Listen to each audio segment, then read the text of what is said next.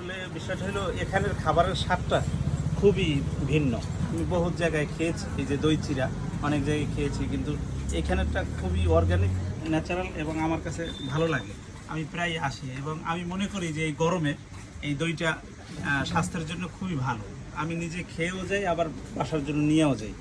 তো এগুলি খেলে পরে অনেক জায়গায় আছে খাইলে একটু পেটটা খারাপ করে বা অনেক সময় অনেক ফুড প্রয়োজন হয়, কিন্তু এখানেরটা খাইলে আমি কখনোই এরকম ফিল করিনি। আমার কাছে খুব ভালো আচ্ছা, লাগে। তো আমরা একটু দোকানের লোকেশনটা একটু জানবো আমাদের মামার কাছ থেকে। মামা, যদি আপনার দোকানের লোকেশনটা বলবেন, কারণ আমাদের ভাই বোনেরা যাতে আপনার দোকানটা আসতে আমার পারে। দোকানের লোকেশন হলো সবুজবাগ 6ষ্ঠ লেন, আলাক্সা মসজিদের সামনে, কাজী স্টোর্স। আচ্ছা, থ্যাংক ইউ। ইনশাল্লাহ আমাদের ভিডিও দেখে যারা আসবে তাদেরকে অবশ্যই আপনি বেস্ট দইটা দিবেন।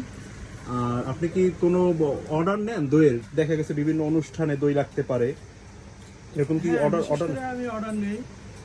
আমাদের এখানকার যে আপনার ওই সার্কিট হাউসে মাসিক দইটা নেয়, ডিসেল বাসায় দই নেয়, তারপরে বন বিভাগের অফিসে নেয়, অন্যান্য বড় বড় আসলে অনুষ্ঠানে। পটুয়াখালীর ভিতরে এত সুন্দর একটা দই আসলে আমরা আজকে না খেলে তো বুঝতাম না।